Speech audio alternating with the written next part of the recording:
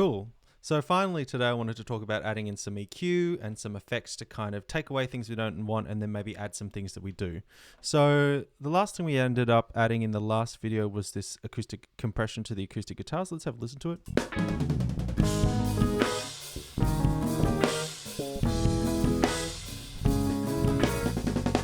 And especially because it's panned dead center, you can hear there's a lot of fighting between the acoustic guitar, the drums, and the bass. So let's have a listen to the acoustic guitar itself. And as well as being heavily compressed, which we can kind of back off a bit, you can hear there's a lot of kind of like mids and lows that we don't really need in this sound. So before the compressor, what I'm going to do is add an EQ. Let's use the Pro Q3 for this one. And here you can kind of see a frequency readout. And you can see there is a lot of energy around those low mids there. So that's maybe what we want to get rid of, because an acoustic guitar on its own can be nice and full, but in this context of a big production like this, we don't really need so much body. We kind of just want the rhythm from it mainly. So we can start by I added a frequency band just by clicking somewhere along the line here, and if you click on the left, it intelligently gives you a low cut style band, whereas if you clicked at the top on the right, it intelligently gives you a high cut band, and if you clicked in the middle, it intelligently gives you a bell. So it's quite useful. So I just clicked on the left, gives me a low cut, and then just whilst listening to it, I'm just going to turn up that low cut.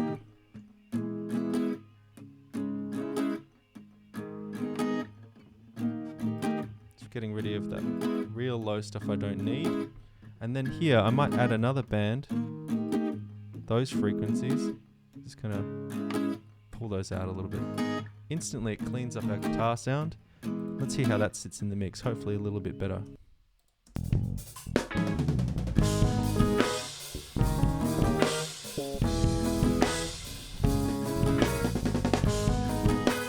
And that's good, because what it does is it makes me want to turn that guitar up, which is a good thing. Could take even a little bit more out.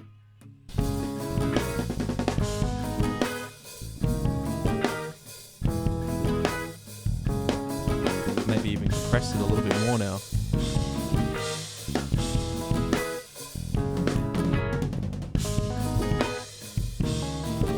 Cool, so that's found a little bit of a nicer home. Let's keep looking at this section because it's the last chorus. This is where it's the most busy. This bass sound, let's have a look at that. Now this is a similar thing. It could do maybe with a little bit of EQ in the mids and low mids. So I've moved the compressor over to the right, or one slot down, and let's put an EQ in here. Let's try the Pro Tools one this time. So similar graphic, we've got a high pass filter which we could engage. Turning up the dB per octave is how strong or aggressive the cut is, like that. But instead here, to turn on a band, we have to click the in button on this plugin. Let's just grab one of these nodes and press play again.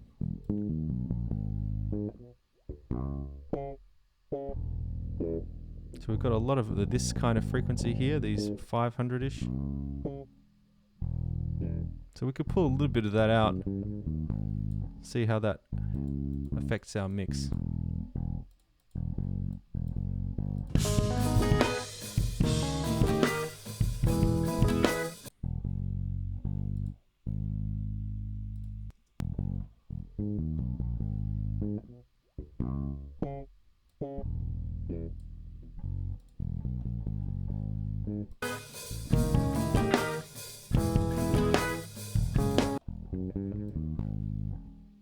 Kind of what I'm looking for.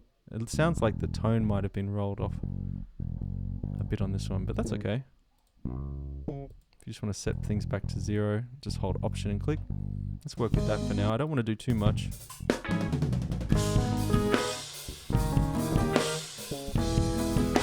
Now I'm also hearing that same area in the keys. So So let's move that compressor down and maybe let's put an EQ in here. Let's hunt around so we can turn up these frequencies. There we go. Pull it out a little bit. Already starting to clear out a little bit of those mids, which is nice. Let's have a look at the drums, because that's really all that's left. Now, I can definitely hear a bit of it in the overhead. So before I go whacking it out of the kick and snare, and rather than putting an EQ on the drum kit auxiliary here, which would EQ everything, let's just see if we can address it by EQing the overhead mic itself. So let's put an EQ here. Again, it's this kind of, that's that stuff.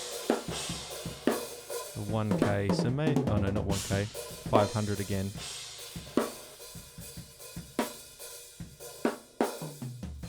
Let's start by taking that out and see how that sounds.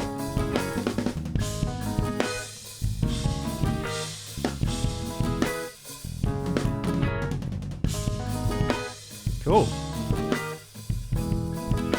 Instantly better.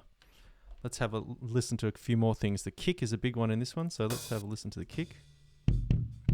Now, we do have compression on the main group, so let's just start with a bit of an EQ. And what I'm going to do is turn up a band and hunt around for stuff. You can change the Q to make it more fine and surgical.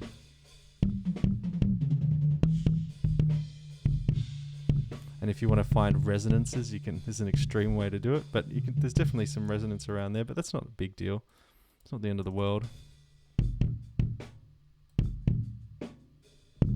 But this 2 to 300, often I find that you want to take a little bit out around that low mid area just to kind of clean up the kick sound. So this is before. Just give it a little bit more click and just some clarity down there.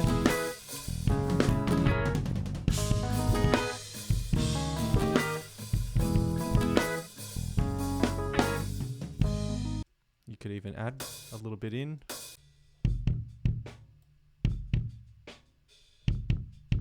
To get a little bit more attack.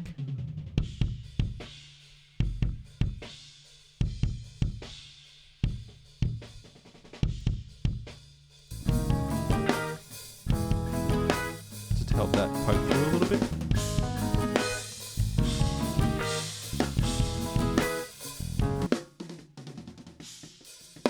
And then on the snare, we might do a little bit of EQ as well.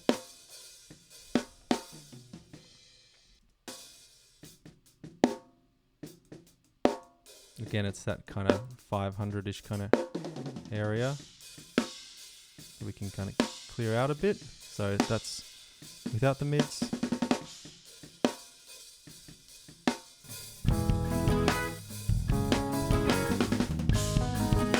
There we go.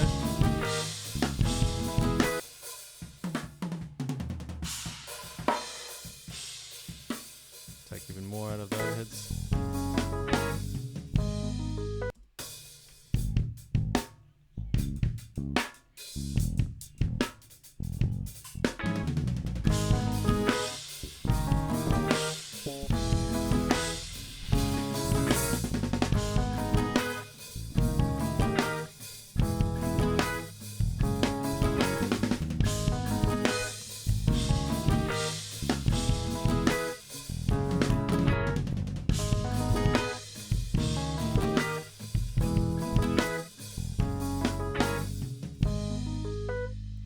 Cool, this is a great start. That's a 10-minute video. That's plenty. Oh, the one thing we're missing is this synth. Let's just pop that in.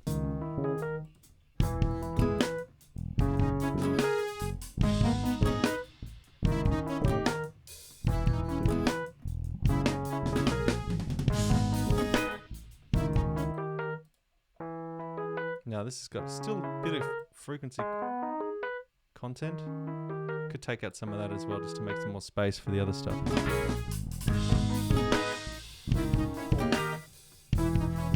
And Now overall it's a bit quiet, so maybe we'll bring it back up.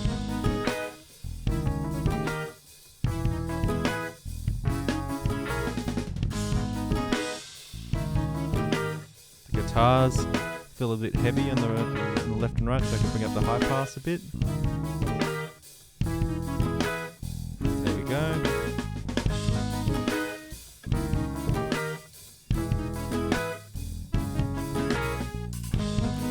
Cool. I'll do one more video for the reverb. Alright, see you in the next one.